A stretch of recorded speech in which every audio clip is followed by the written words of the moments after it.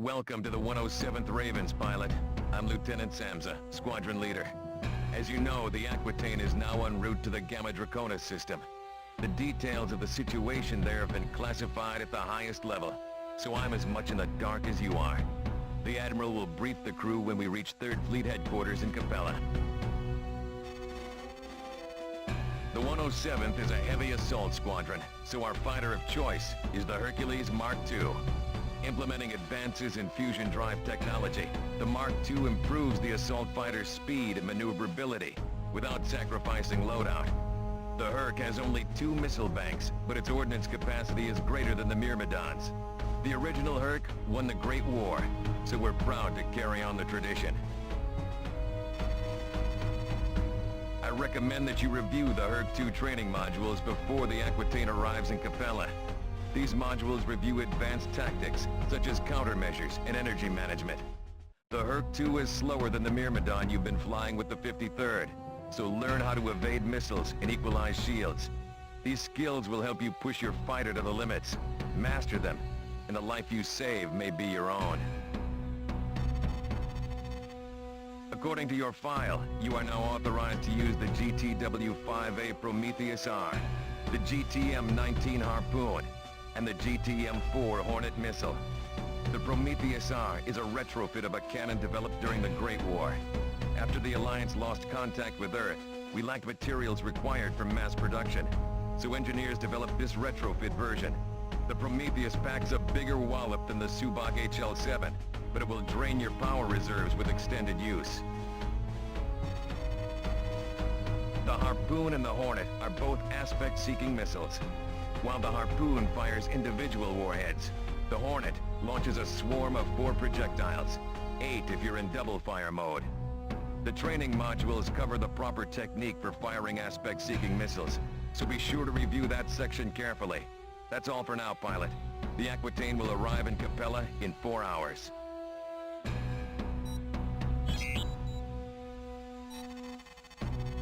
Welcome to Training Simulator Module TSM-107M, Advanced Qualification for the Hercules Mark II Heavy Assault Fighter. This module has been designed to acquaint pilots with communication systems, countermeasures, and aspect-seeking missiles. TSM units are approved for use as part of the GTVA Combat Training Program or as a review for qualified pilots. The TSM series is not intended as a substitute for actual field training. Welcome to Module TSM-107M, pilot. Don't touch the controls until you are told to do so. You will fail this session if you do not follow instructions carefully. Let's begin with messaging. For Class A qualification, you learned how to call in a support ship to rearm and repair subsystems. Now, we'll show you how to give orders to pilots under your command. Our target for this simulation will be an Argo-class transport. Target the transport. Use your hostile targeting control. Good. Now you'll call in your reinforcements. Press the communications key to bring up the messaging window. Select reinforcements. Then, select the wing you want to call in. Epsilon Wing is your only option. Well done. Confirm that you still have the transport targeted. Now have Epsilon Wing destroy the transport. Press the communications key to bring up your messaging box again. Select 2 to transport. Well done, pilot. Let's try this again.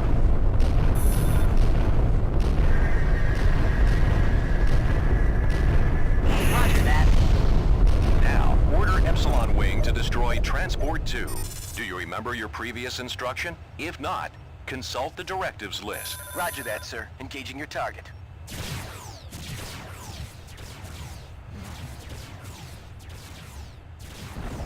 Good work. Be aware that fighter wings are less effective against larger targets. Roger that. Bombers or vessels with beam turrets are usually required to destroy warships larger than cruiser class. Also note that reinforcements are not always available, and you will have authorization to issue orders only to specific wings and ships.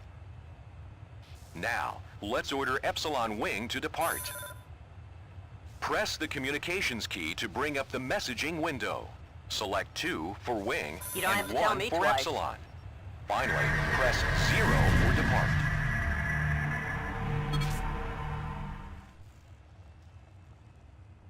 Excellent work. As you gain experience in combat, using the communications interface will become second nature. All right, pilot, now it's time to learn about countermeasures. When you launch a countermeasure, you present a new target for pursuing missiles. In theory, the missile should hit the countermeasure instead of ripping a hole through your hull. You need to use countermeasures to survive in battle, but you'll soon learn this tactic does not always work.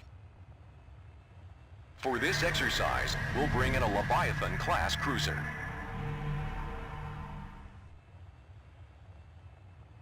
The cruiser will now launch missiles at you. Press the countermeasures key to evade the missiles. Immediately increase your forward velocity to maximum and move away from the pursuing missiles. Punch your afterburners to gain that extra burst of speed. A yellow triangle will appear on your HUD, indicating the vector of the missile's approach. Try to keep this indicator in the 3 or 9 o'clock position. When the missile is nearly upon you, launch the countermeasure. Listen to the beeping sound of the missile lock to gauge the distance of the missile. The quicker the beeps, the closer the missile. While launching countermeasures, turn your fighter hard in sharp movements. This will also help throw the missile off your trail. If you evade the missile, an indicator will display in the upper portion of your targeting reticle. This will alert you to the fact that you successfully avoided the projectile. The number of countermeasures remaining is indicated on your HUD below the weapons display. If you run out of countermeasures, call in the support ship to reload.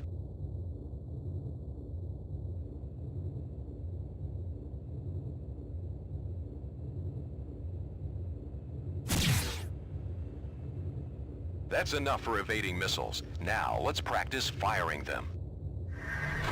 Your Hercules Mark II heavy assault fighter is armed with 2 banks of harpoons. Unlike heat seekers like the Rockeye, you must acquire a lock on your target in order for an aspect seeker to home. However, the aspect seeker is well worth the effort because its homing ability is much stronger. If a heat seeker loses track of its target, chances are it will not reacquire lock. Aspect seekers, on the other hand, will track their targets until they detonate. Transport 3 is now entering. Let's take this opportunity to learn another targeting control. You have a reticle targeting control that will acquire the nearest object inside your reticle. Maneuver your fighter so that my ship is centered on your HUD. Good. Now use the reticle targeting control to target well done. Now, target excellent. Now, let's see how you do with those harpoons. Notice the red indicator moving towards your target. That's the aspect triangle. Once it is moved onto your target, you'll see the lock indicator. This means your harpoons are locked and ready to fire. Now, fire 1 harpoon at the freighter. Note how fast the harpoon moves. This warhead delivers quite a punch.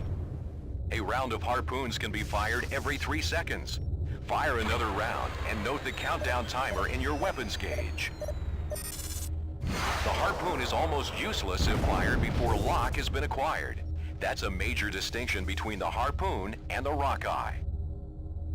Now, unload your harpoons until you've destroyed Transport 3.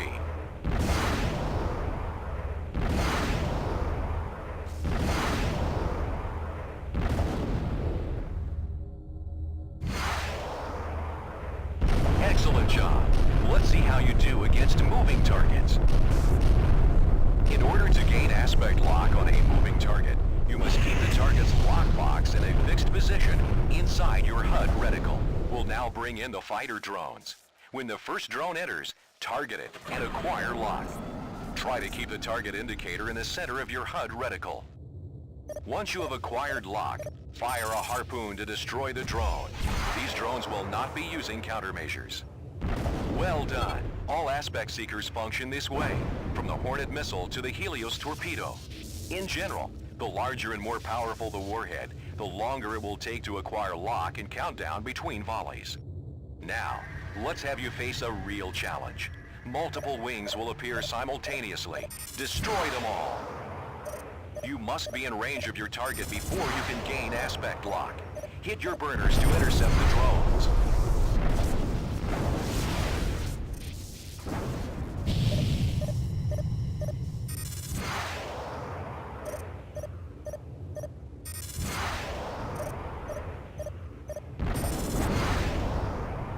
Well done. This concludes Module TSM-107M. Engage your subspace drive to end this simulation.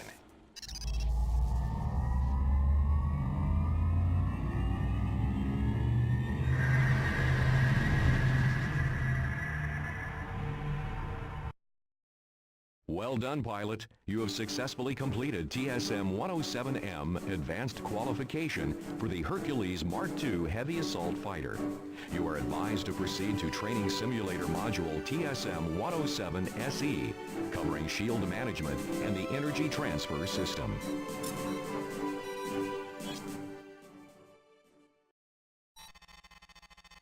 Welcome to Training Simulator Module TSM-107SE, Advanced Qualification for the Hercules Mark II Heavy Assault Fighter. This module has been designed to acquaint pilots with shield management and the energy transfer system. TSM units are approved for use as part of the GTVA Combat Training Program or as a review for qualified pilots. The TSM series is not intended as a substitute for actual field training. Welcome to Module TSM-107SE, pilot. Don't touch the controls until you are told to do so. You will fail this session if you do not follow instructions carefully. First, let's take a look at the gauges and controls for your shield system. The Alliance acquired shielding technology from the Shivans during the Great War. Shield systems have been standard on Terran Vasudan fighters and bombers for over 30 years. Your shield system generates an energy shell that protects the hull of your ship from primary fire and missile blasts. As they absorb damage, your shields will weaken. However, your fighter will automatically regenerate its shields over time.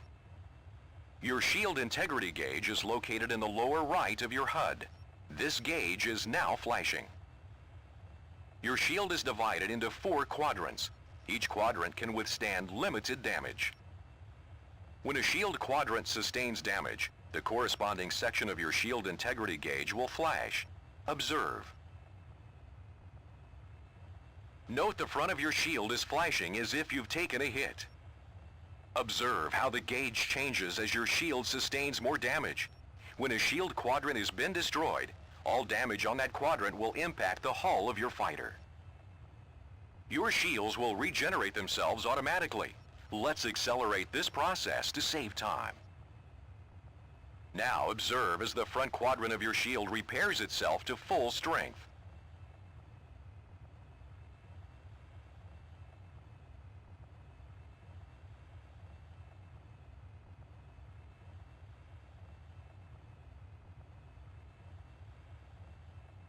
Your shield is now fully recharged.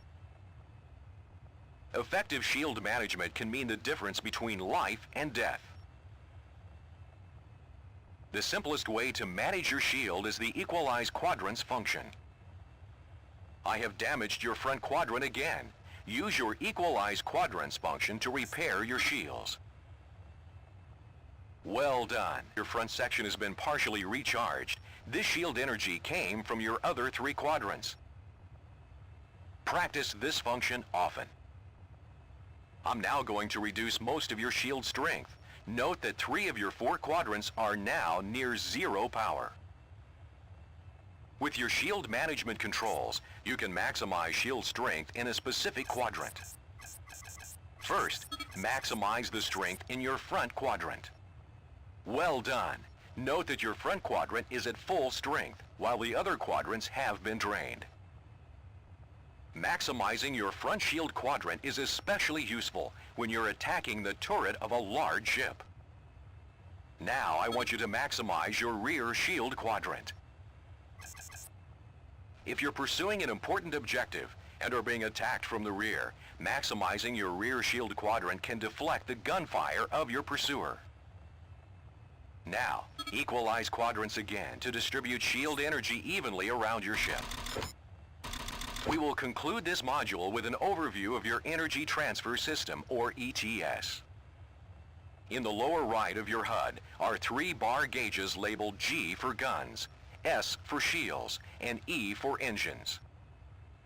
You can use your ETS controls to augment or diminish the energy allocated to each of these 3 systems. First, let's increase your weapon's energy allocation.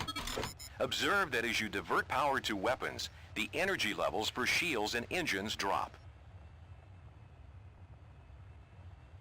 The more energy diverted to weapons, the faster your primaries will recharge. Your weapons will not inflict greater damage at higher ETS levels. High-energy cannons, such as the Prometheus, can quickly deplete your weapon reserves. If you require a sustained barrage of gunfire, diverting energy to primaries may be necessary. Now, let's increase your shield allocation. The higher your ETS setting for shields, the faster they'll recharge. Increasing your shield allocation may be critical in combat situations, such as stopping to rearm your fighter or flying through heavy flak. Now, divert more power to your engines. Increasing power to engines will improve your maximum speed by up to 30%, depending on the fighter's reactor capacity. Your afterburners will also recharge faster, enabling more frequent bursts of speed. For a slower fighter like the Hercules Mark II, increasing engine power may be necessary to chase down more maneuverable targets or cover large distances quickly. Well done. This concludes Module TSM-107-SE. Engage your subspace drive to end this simulation.